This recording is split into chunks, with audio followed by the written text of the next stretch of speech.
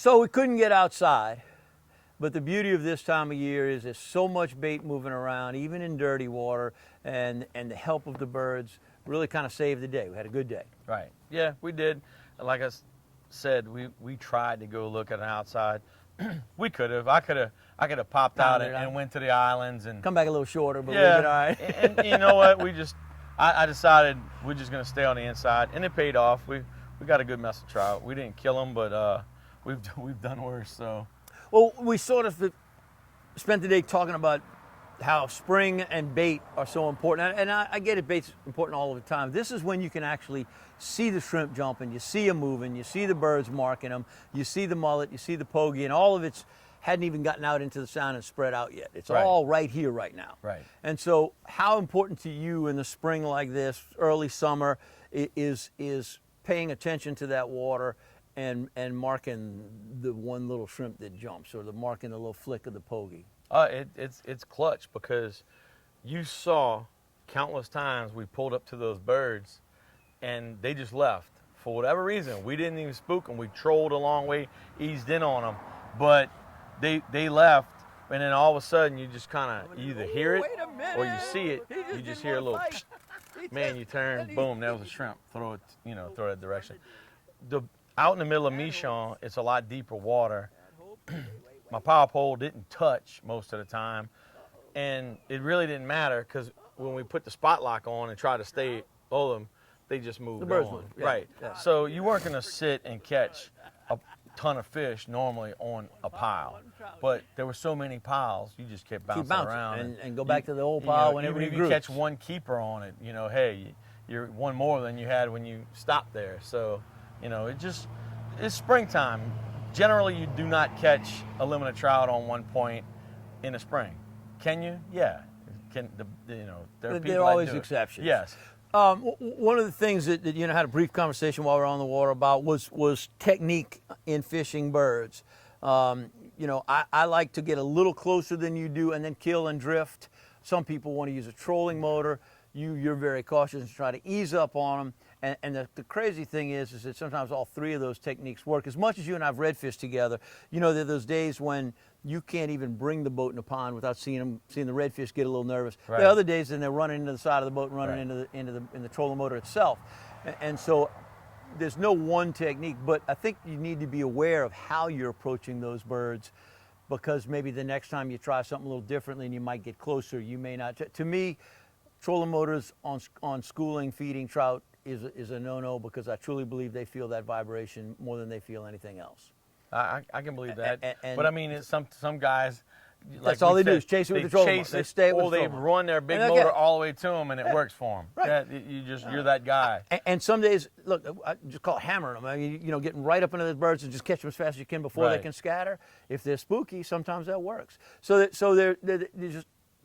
Don't just kind of settle in and then this is the way to fish the birds. I don't think that's true at all. I think you can try several techniques and you may find that one of them works better than the other on any given day, in any wind versus tide situation.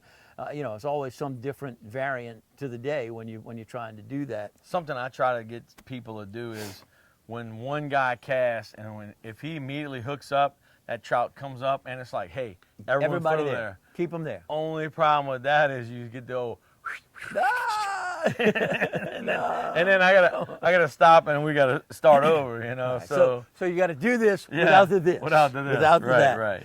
No, there's no doubt that the more bait you keep in the water, then the more the fish will stay around. That popping of the cork sounds like the bird's diving and they keep getting interested. And so if you can keep it going, it's not one of those, hey, I caught a few, let me eat a sandwich, I'll catch some more. No, we're gonna grind it fast. Fish it hard. Well, all right, the birds aren't gonna stay here forever, and the shrimp are moving out. I think your pogies are moving out. We're gonna see pogie boats in the next few weeks. Your mullet will stay around, but the bait kind of just right now is doing this before it does that. The shrimp keep going all the way to the Gulf, whereas some of the other fish don't. As we move into summer, late May, early June, what changes for you? When I leave here in the morning, I run straight to the islands. I run the furthest I'm gonna fish normally, last island, and I fish my way back in. And generally I don't have to leave the island until 1 o'clock, you know, and by the time we have a box full of fish. I will say this, the birds, you will keep catching trout under them here and there, but when you're running in them open bays, heading to them islands, and you see birds diving, you want to catch bull reds, most of the time, that's what that is. Yeah. You know, you'll catch a lot of bull reds and some ginormous sail cats. Yeah, well, and But, as that salty waters, the river, even over here, as the Chafalino, you get the fish come in more and more, gets coming after that bait as well on this side. On the other side, it's because of the river. But those what we call teeth, you just start seeing more and more aggressive fish coming in under those birds. Right. Do you get the pile of ladyfish? Oh, yeah. Okay, so Later summer. Right, they all come in. End of June, Jacks July, come August. in. Oh, Right. yeah. Right. We'll go through tons of jig heads because of that. But, you know, I will just run straight Just get to past them. to Whiskey or Last Island or Wine Island. Start at the islands on the sandbars, and typically you'll just catch trout. Well, for most anglers, a point is a point, a pocket's a pocket, a choke point's a choke point, a shell reef is there. You know, you go to that and you fish it this way. Right. I don't think a lot of people truly get the difference when you're fishing the barrier islands, whether it's Chandelier, even Grand Isle, or all the way up Timberleer, all the way through Timberleer from Fouche on out. Talk about the difference for you as far as, I know you've got some rigs and I know you've got some spots that are productive for you, but that's not really telling the whole story of those islands. Well, I mean, truthfully, during the week, I have the pick of the litter. I can go pretty much just about where I want. Then on Fridays and Saturdays, it starts getting really crowded. So a lot of times what I like to do, I'll always go to the end of the sandbar, or where I know that, you know, there's a gully, or, you know, I'll go to those same places. But then on a weekend, there's tend to be a lot of boats all around that area. And, you know, I'm not a guy that's going to go cut somebody off because I'm a guide and that's my spot. You know what? They got there first. There are 300 wellheads and other spots that I can fish out there. So something that Five and I find we do this more. After we get a pile of fish and that bite slows up, we'll start hitting some different wells and stuff and rigs, and you go, you know, you fishing somewhere and then you cast way off and you get hung up, and you're back in mind, I'm going, oh man, there's all kind of stuff to get hung up on. And I kind of use all those as a backup. If I'm running and I'm heading to Last Island or Whiskey Island, man, I see 6 boats in a different distance, or at the sulfur mines right now. You know, during the week, you can fish sulfur mines a lot and there's not many boats. On a weekend, there'll be 30 boats there. So don't panic. There's so much other stuff to fish. How often do you see a little cut has washed through a sandbar a little more, and so water's actually going through that? You and I did it when we had the Veterans of Foreign War guys. You stopped at a little point and you could see water had just started going through there, and we smoked them. How often does that happen? I smoked them there all summer. Smoked. Because when we left, there was a blue dot there because the water was so clean, we were able to see that sandbar, and then the water was dark right here. Well, that was actually 2 years ago, before that island washed away. That was the little channel running out. Most people have that marked, but in their mind, they don't see the sandbar, so it's gone. But the structure that holds the fish is still there. Still in it. And man, I promise you, I haven't gone there yet, but I promise you, the blue dot on my GPS is still there. And I'll start on things like that. Or when I run out there and it's rough, and I look way off the end of an island, and I go, wow, look, those breakers out there. Well, those breakers, that water's only that deep, right. You know? And then on the backside, those breakers, it's 8, 9, 10 feet deep. Man, that's just a perfect ambush spot for those trout. Something's getting torn up Yes. in those waves. And So those fish I'm sitting on the other side. constantly reading the water, because that all changes yearly. You know, a storm comes through, it wipes out an island. I'm not gonna lie, Whiskey and Last really held up good from Ida. Really, really did. And actually, Whiskey 2 years ago got washed out on the east side bad. It was a huge sandbar. It got wiped out. Well, I don't know. I guess just naturally that bar has built back up.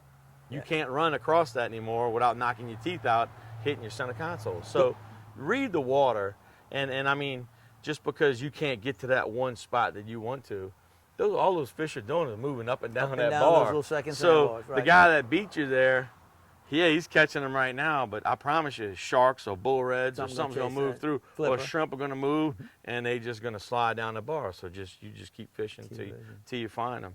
You know, that's it's summer's here, and I'm so excited. I always say once deer season and duck season ends, it get back 90 degrees, because that's all I want to do is go to the beach and go fish trout. You know, so it's a disease, my wife says, but it's a good disease.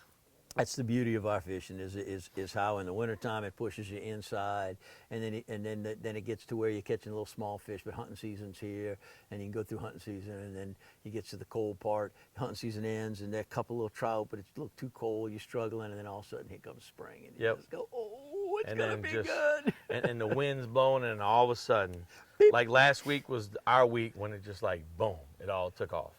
You know, everything was tough. And it was tough because not because the fishing was bad. The fish were there. We just couldn't fish the fish because it was blowing 25 miles an hour every day. So, and then that's springtime. Every year we like, oh man, it's so windy. You know what? I've been a guide 27 years. It's been windy every year, March and April, in the beginning of May. Way to June sometimes, right? Right. So. Well, there you go, Captain Lloyd. I appreciate it very much. Outcast Charters down here in Dularge, beautiful lodge, overnight accommodations. Fishing year-round, and what's the biggest comfortable group you do these days? I won't lie, man. 9 guys is probably perfect. That's a good. I'd rather 6, just 5 and I, 3 guys in each boat. But I have a couple other good captains that work with us, and you know, when you have 6 to 9 guys, it's not crowded. Everybody can have a good time. You can have 3 people on a boat, a lot of room to fish, and it's fun.